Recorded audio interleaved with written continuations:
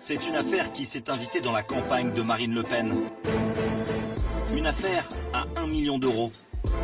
Encore une histoire d'assistants et d'emplois fictifs, mais cette fois au Parlement européen. Elle vise les assistants de certains députés frontistes. La justice française soupçonne le Front National d'escroquerie en bande organisée.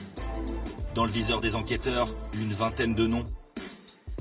Des attachés parlementaires, payés par Bruxelles, qui auraient en réalité travaillé pour le parti en France. L'enquête commence en 2015, lorsque le Parlement découvre l'organigramme du Front National. Catherine Griset, Gérald Gérin, Philippe Murer, Geoffrey Bollé ou Ludovic Dedanne. En tout, 20 assistants parlementaires occupent des fonctions importantes au siège du FN, au cabinet de la présidente ou à celui de son père. Il faut maintenant vérifier où il travaille en réalité. On ne peut pas être payé par le Parlement européen et travailler pour un parti. Pour l'instant, l'enquête se concentre sur 2 cas. Thierry Légier, le garde du corps de marine, salarié quelques mois, 7 200 € pour un 3/4 temps. Et Catherine Griset, chef de cabinet, intime de Marine Le Pen, employée par le Parlement. Pourtant, on l'aurait rarement aperçu à Bruxelles.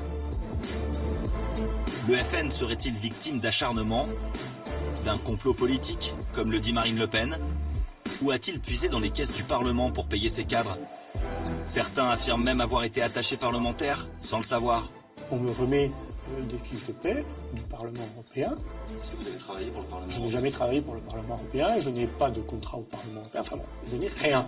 Enquête sur les assistants parlementaires du FN, ceux que les mauvaises langues surnomment les fantômes de l'Union européenne.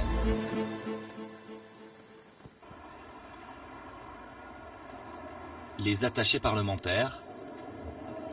Dans les couloirs de Bruxelles, c'est eux qu'on croise le plus souvent. Ils sont les petites mains des députés. Pascal Durand, élu écologiste et adversaire de Marine Le Pen, est scandalisé par cette affaire. Comme chaque eurodéputé, il dispose d'une enveloppe de 23 000 € par mois pour salarier ses collaborateurs. Il en a 4, parmi lesquels Mélanie, Amélie et Myriam. Pascal, to vote against. C'est pour le rapport sur sécurité défense. On a fini la négociation et... Elle planche sur les textes de loi. Voilà. Ce matin, sur le budget de la défense des États membres. On vote pour le fait que c'est un boulot de fond. C'est-à-dire que c'est pas gérer un agenda, c'est pas répondre au téléphone en disant oui, il n'est pas là, quand est-ce que vous voulez le voir. C'est vraiment un travail sur des gros textes. Pour l'essentiel en anglais. Vous en sortir sans vos assistants? Ah non, c'est juste impossible. Bon, Pascal Durand, européen convaincu, est en colère contre les élus frontistes. Selon lui, transparent à Bruxelles. Ils se font élire à l'Europe et ils ne travaillent pas à l'Europe. Donc ce sont des emplois fictifs en réalité. Même pas fictifs, présents ou pas présents. Ils ne travaillent pas pour l'Europe, ils détruisent l'Europe, mais ils prennent le blé de l'Europe. C'est juste scandaleux. Ces 3 assistantes accréditées ont signé un contrat avec le Parlement. Il est stipulé qu'elles travaillent pour Pascal Durand, le député européen, et qu'elles doivent donc être physiquement présentes à Bruxelles, Strasbourg ou au Luxembourg. Dans les locaux du Parlement européen, sur l'un de ces 3 lieux de travail, et ceux des députés dans l'exercice de leur fonction de député au Parlement européen. Pour Amélie, qui passe ses journées à courir dans les couloirs du Parlement, ça serait compliqué de faire autrement. Vous pourriez faire votre travail d'assistante accréditée sans venir ici à Bruxelles? Non, non, pas du tout. C'est pas possible? Non, je peux pas faire le point sur mes dossiers à distance. Enfin, on peut faire des points par téléphone, mais tout ce qui est négociation, tout ce qui est réunion face à face, mais aussi les réunions avec les autres partis politiques, ça se fait forcément autour d'une table. Négocier avec les autres groupes politiques, assister son député en commission, c'est exactement ce travail pour lequel Catherine Griset a été rémunérée par le Parlement européen pendant 5 ans. Pourtant, elle est restée très discrète à Bruxelles. L'OLAF, l'Office de lutte antifraude, a enquêté et a interrogé Catherine Griset en 2015. Dans ce procès verbal, elle affirmait venir 1 à 2 fois par semaine.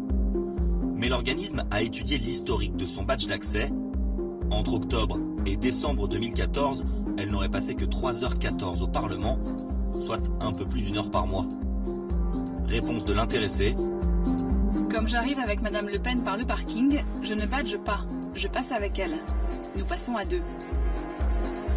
À Bruxelles, on pourrait donc rentrer facilement par les parkings avec un parlementaire. On rentre pas comme dans un moulin au Parlement quand même. Non, c'est même le contraire. L'explication de Catherine Griset a paru surprenante.